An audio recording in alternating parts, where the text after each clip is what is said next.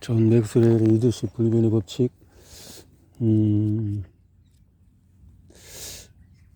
이번에는 모멘텀은 리더의 성공과 실패를 가르는 분기점이다. 모멘텀의 법칙 16장에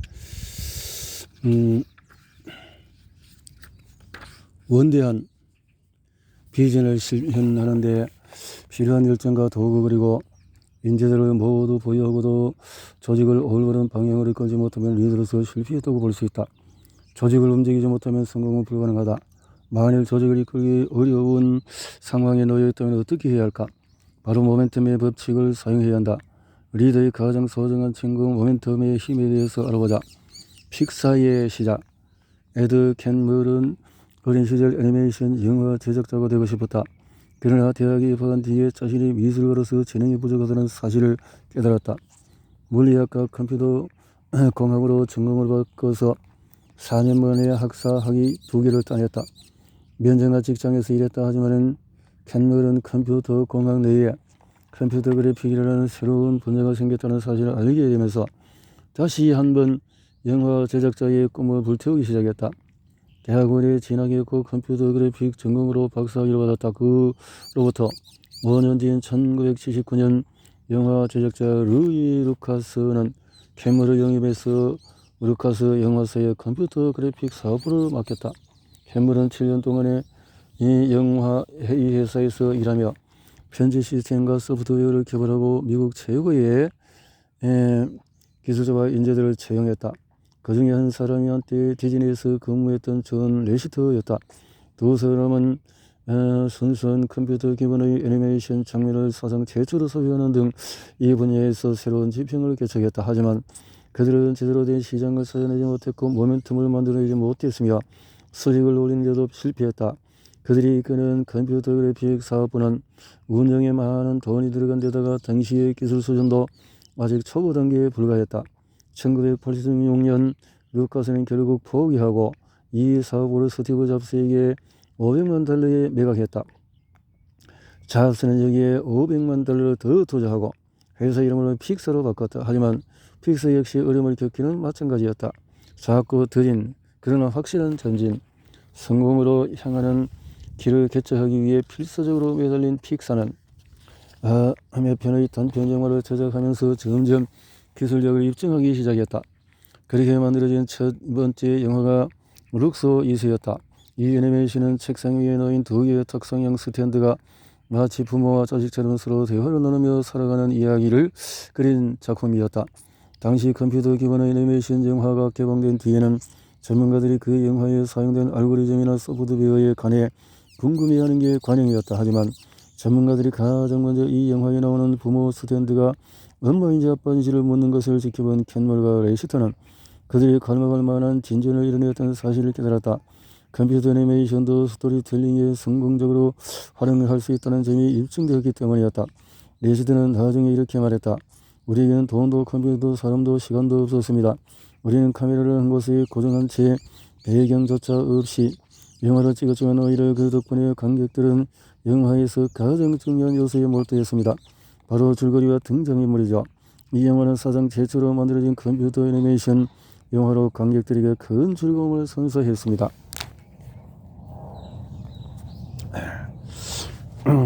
룩소 2세는 아카데미상 후보에 오를 만큼 훌륭한 작품이었지만 픽사의 상황은 크게 달라지지 않았다.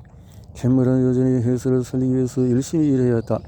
픽사는 생존을 위해서 컴퓨터 애니메이션 기반의 광고를 제작하기 시작했다. 그러던 어느 날 존 레시터가 예전에 일했던 디즈니에 1시간짜리 특집 TV 프로그램 아이디어를 제안하면서 픽사는 처음으로 그 기회를 잡게 되었다. 디즈니는 TV 프로그램을 만드는데 픽사가 컴퓨터 애니메이션 기반의 장편 영화를 제작하고 디즈니가 이를 배경하는 것이 어떠냐고 제안했다. 마침내 애니메이션 영화 제작이라는 캔물의 꿈을 이룰 기회를 얻은 것이었다. 그렇게 제작을 시작한 영화가 바로 토이 스토리였다. 하지만 영화의 등장인물과 줄거리를 구성하는 데 애를 먹었다. 게다가 그들은 작품을 제작하는 동시에 컴퓨터 애니메이션 기술을 개발하는 작업도 함께 진행해야 했다. 이 기술들은 나중에 주라기 공원이나 터미네이터 2 같은 작품들에 사용이 되었다. 캔물은 당시 상황을 이렇게 해석했다. 자존감을 느낄 수밖에 없었죠. 디즈니를 위한 영화를 만드느라 바쁜 사이에 다른 영화를 만든 사람들이 모든 공을 차지했으니까요. 하지만 그들이 사용한 소프트웨어를 개발한 것이 바로 우리입니다. 픽사는 토이스토리를 제작하느라고 2년간 가진 고생을 했지만 결국 디즈니 애니메이션 부서 책임자로부터 이런 통보를 받았다. 여러분이 문제를 해결하고 아무리 노력해도 소용이 없네요. 이런 식으로는 안 될 것 같습니다. 성공은 쉽게 다음 성공으로 이어진다. 레시트는 디즈니에 마지막으로 기회를 달라고 사정했다. 우리는 모든 인력을 총동원하고 밤새워 일해서 토이스토리의 첫 부분을 2주 만에 완전히 뜯어고쳤습니다. 우리가 그 작품을 보여줘 디즈니에 깜짝 놀라더군요. 처음 디즈니의 임원들로부터 참담한 반응을 얻었던 레시터의 프로젝트는 결국 그들을 완전히 사로잡기에 이르렀다. 픽사에 필요했던 것은 바로 그 모멘텀이었다. 이후에 영화가 완성되기까지 2년이라는 시간이 더 걸렸지만 그들은 결국 해냈다. 사상 최초로 컴퓨터 기반의 장편 애니메이션 영화를 만들어낸 것이다. 토이스토리는 1995년 11월에 개봉되었다. 픽사가 디즈니와 처음 계약을 맺었을 때 스티브 잡스는 이렇게 예측했다. 첫 번째 영화가 입장권 수익 7,500만 달러라는 중간 정도의 성공을 거둔다면 디즈니와 픽사는 모두 본전을 기록할 것이다. 만일 수익이 1억 달러가 된다면 두 회사는 어느 정도 돈을 벌 수 있다. 이 영화가 진정한 블록버스터가 되어 2억 달러의 입장권을 수익을 올린다면 우리도 많은 돈을 벌 것이고 디즈니는 더 엄청난 돈을 벌어들일 것이다. 토이스토리는 개봉 첫 주 말에 그동안의 제작에 들어간 비용을 모두 회수했다. 하지만 이 영화가 전 세계적으로 3억 9,400만 달러의 매출을 올릴 것이라고 예상한 사람은 아무도 없었다. 4년 뒤에 캔멀과 픽사는 벅스라이프로 3억 1,300만 달러의 매출을 거두면서 토이스토리의 성공이 우연이 아니었음을 입증했다. 그리고 1년 뒤에 개봉한 토이스토리 전 세계적으로 4억 9,700만 달러의 매출을 기록했다. 픽사는 많은 돈을 벌었지만 아니라 세간의 큰 찬사를 받았다. 픽사가 새로운 영화를 출시하면 사람들은 환호하며 기대해 마지 않았다. 회사는 해를 거듭할수록 더 많은 모멘텀을 얻었다. 이글을 쓰는 시점에서 픽사는 20편이 넘는 애니메이션을 포함해서 74편의 영화를 제작했다. 그리고 영화들을 통해서 전 세계에 총 14.7조 달러의 매출을 올렸다. 픽사는 23개 아카데미상을 받았고 60번이 넘게 수상 후보작에 올랐으며 아카데미 장편 애니메이션 상을 10번 수상했다. 게다가 40개가 넘는 특허를 따내기도 했다. 이 엄청난 성공을 바탕으로 픽사는 2006년 디즈니의 회사를 매각할 수 있었다. 한때 애니메이션 영화 제작자를 꿈꿨지만은 미술가의 자질이 부족하다는 이유로 좌절했던 에드 캐널은 마침내 월트 디즈니 애니메이션 영화사의 사장이 되었다.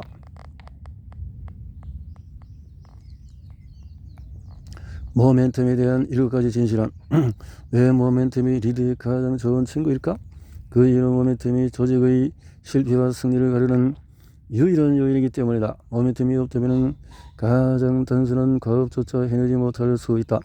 그런 조직에는 사소한 문제도 극복하기 어려운 장애물이 된다. 구성원들의 사기는 바닥을 치고 미래는 암울하게 느껴진다. 모멘텀을 상실한 조직은 완전히 멈춘 기차와 같다. 정지한 기차를 다시 움직이기는 어렵다. 때로는 선로에 놓인 작은 나무 조각조차 기차를 꼼짝 못하게 할 수 있다.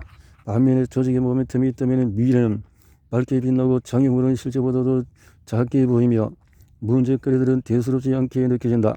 모멘텀으로 넘치는 조직은 시속 100km로 달리는 기차와도 같다. 콘크리트 벽으로 선로를 걸어먹는다고 해도 기차는 거침없이 돌파한다. 조직이나 부서 또는 팀의 성공을 원한다면 모멘텀의 법칙을 배워서 최대한 활용해야 한다. 모멘텀에 대해서 알아야 할 몇 가지 핵심 사항을 살펴보면 다음과 같다. 모멘텀은 배울 높은 확대경이다.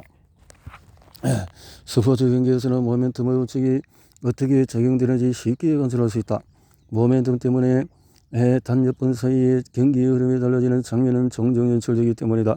게임이 잘 풀릴 때는 어떤 플레이도 잘 통하는 것처럼 느껴진다. 선수들이 슛을 던지는 족족 점수를 줘준다. 안 되는 일이 없다. 하지만 반드시 상황도 벌어진다. 팀이 슬럼프에 빠지면 아무리 노력을 쏟아붓고 온갖 해결책을 동원해도 효과가 없는 것처럼 보인다. 모멘텀은 학대경처럼 사물의 실제보다 더 크게 보여준다. 리더들이 모멘텀을 만들어내기 위해서 그토록 애쓰는 이유도 그 때문이다. 모멘텀이 발휘하는 힘은 대단히 크기 때문에 리더는 상황과 분위기를 통제하려고 애쓴다. 예를 들어서 농구 경기에서 상대팀이 일방적으로 점수를 올리면 현명한 감독은 타임아웃을 요청한다. 왜 그럴까? 모멘텀이 너무 강해지기 전에 흐름을 끊어주어야 하기 때문이다. 타임아웃을 걸지 않으면 상대팀은 도저히 따라주지 못할 만큼 점수차를 벌릴지도 모른다. 우승 문턱에 거의 도달한 팀이 선수들의 부상을 불편한 모습을 본 적이 있는가? 팀원들의 능력이 부족하다고 볼멘소리하거나 전략을 바닥부터 재검토하는 모습을 본 적이 있는가? 그런 일은 없다. 선수들이 아무도 부상당하지 않았고 모든 일이 완벽하게 돌아가기 때문일까? 그렇지 않았다. 그들이 불평을 늘어놓지 않는 이유는 모멘텀이라는 확대경이 성공의 가능성을 실제보다 크게 보여주기 때문이다. 모멘텀을 얻은 조직의 구성원들은 사소한 문제를 신경 쓰지 않으며 큰 문제도 저절로 해결될 것이라고 믿는다. 모멘텀은 리더의 모습을 실제보다 미화시킨다. 리더가 모멘텀을 얻으면 사람들은 그를 천지로 여긴다. 그것은 리더의 결정을 바라보지 않고 과거에 저질렀던 실수도 잊어버린다. 한마디로 모멘텀은 리더에 대한 관점을 바꿔놓는다. 사람들은 승리자와 함께하는 삶을 살고 싶어한다. 젊은 리더들은 정정 능력보다도 낮은 평가를 받는다. 하지만 나는 그들에게 벌써부터 상심할 필요가 없다고 말해준다. 새롭게 경력을 시작한 리더들에게는 아직 모멘텀이 없는 게 당연하다. 그러나 작은 성공을 하나 거두고 이를 바탕으로 경력을 조금씩 쌓다 보면은 어느 순간 사람들은 그를 능력보다 더 높이 평가한다. 왜 그럴까? 바로 모멘텀의 법칙 때문이다. 모멘텀은 리더의 성공을 확대해서 보여주고 그의 모습을 실제보다 더 넓게 보여준다. 공정하지 않다고 생각할지 모르지만 모멘텀의 힘이 작용하는 방식이 이렇다. 모멘텀은 구성원들이 더 큰 성과를 내도록 해준다.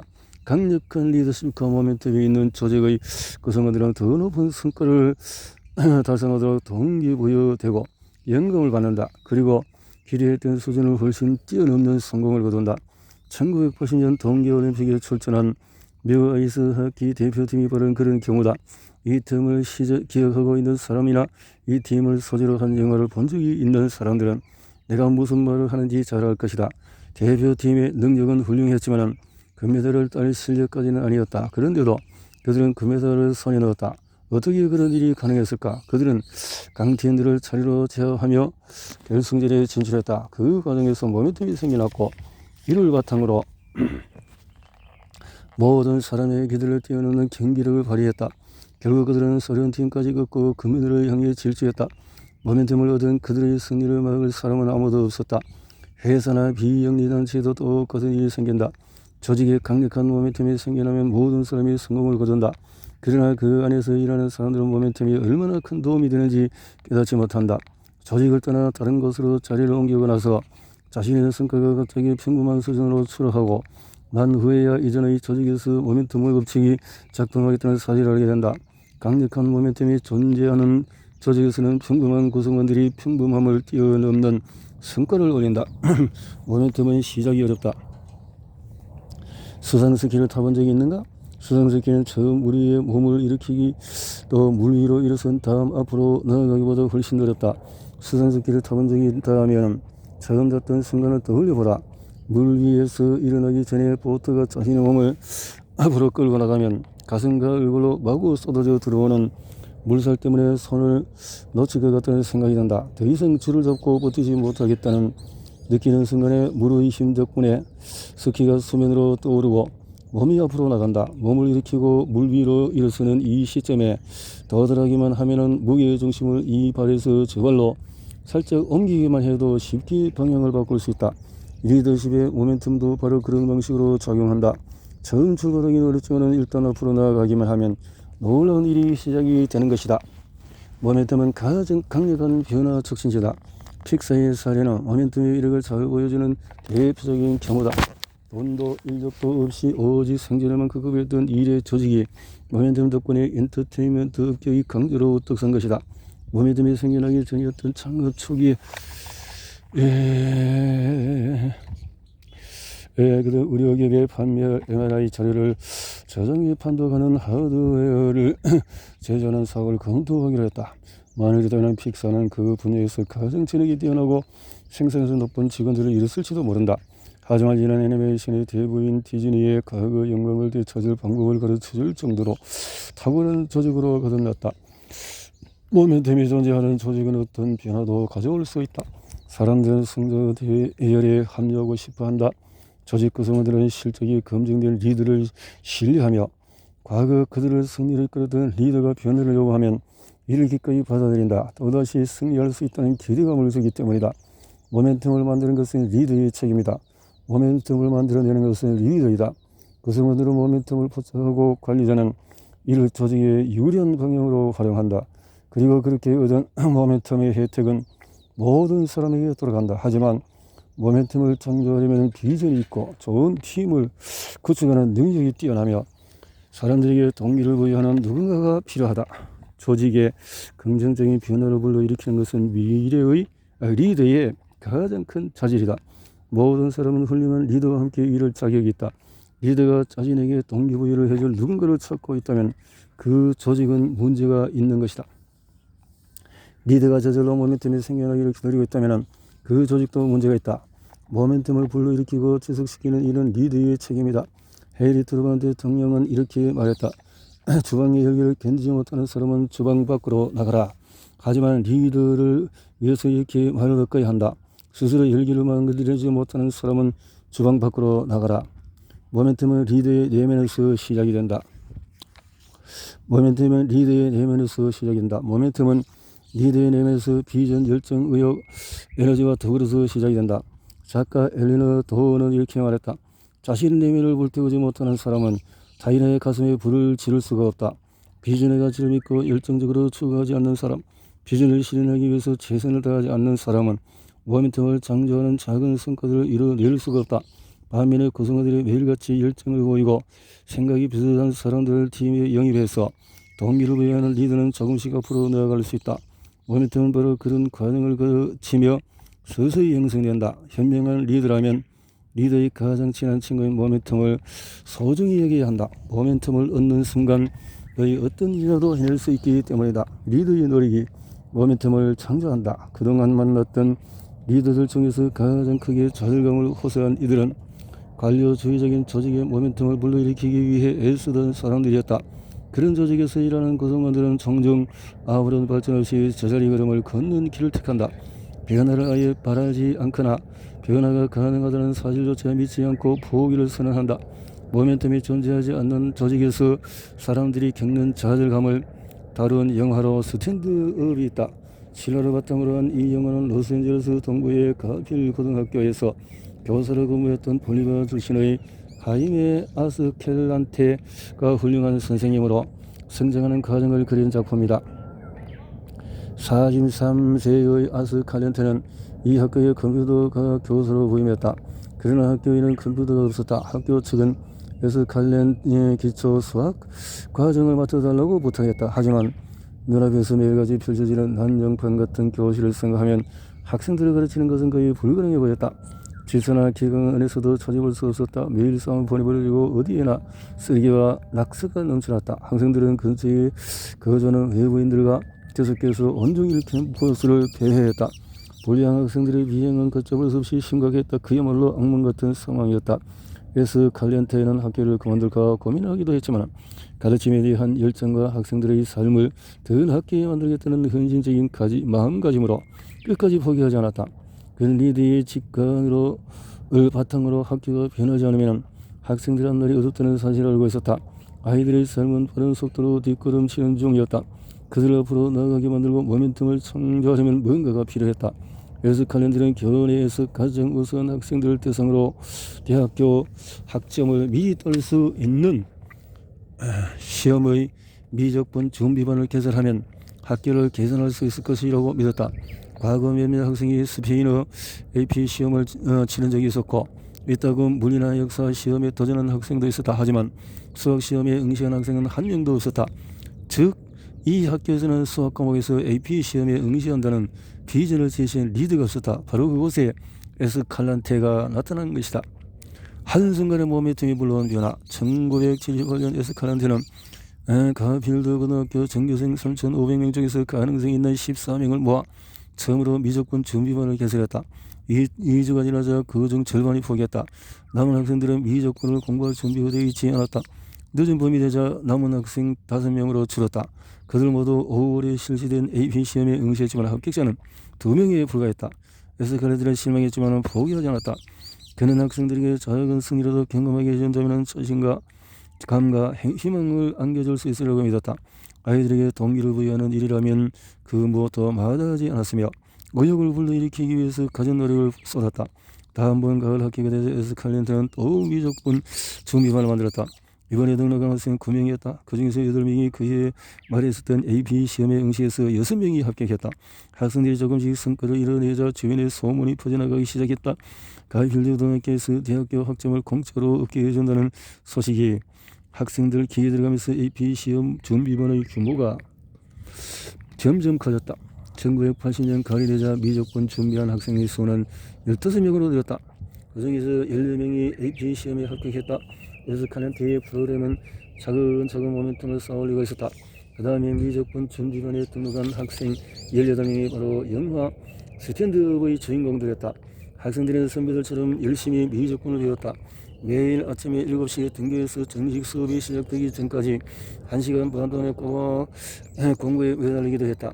학생들은 종종 오후 7시까지 학교에 남아서 공부에 열중했다.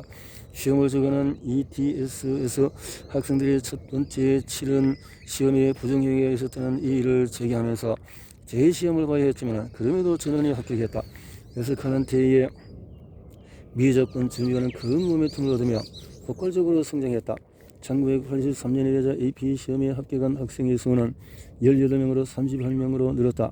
그 다음에 해는 합격자 수가 2배로 늘어났으며 날이 갈수록 증가했다. 1987년에는 85명이 AP 시험에 합격해서 대학교 학점을 취득했다.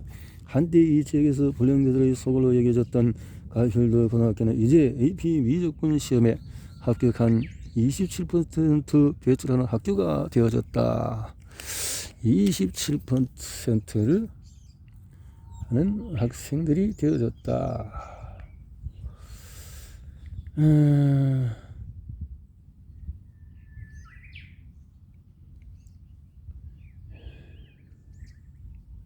그랬네요.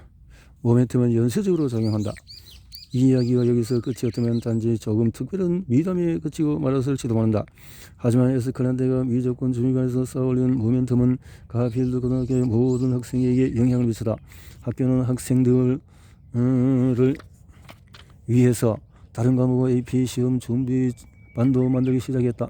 스페인어, 역사, 유럽, 또 생물, 물리, 프랑스, 행정, 컴퓨터과학 등을 가르치는 AP 준비반을 정식으로 개설했으며 총 325명을 AP 시험에 응시시키는 결과를 거두었다. 성과를 거두었다. 이 준비반들이 학생들에게 부러움 대상이 되다 보니 가필드 고등학교에 들어오기 위해서 대기 명단에 이름을 올린 주변 지역의 학생의 수가 400명이 넘을 정도였다. 과거 이 지역에서 사람들의 웃음거리가 되고 인가를 취소당하기 직전까지 갔던 학교가 미국에서 3위 안에 드는 이너시티 고등학교가 된 것이다.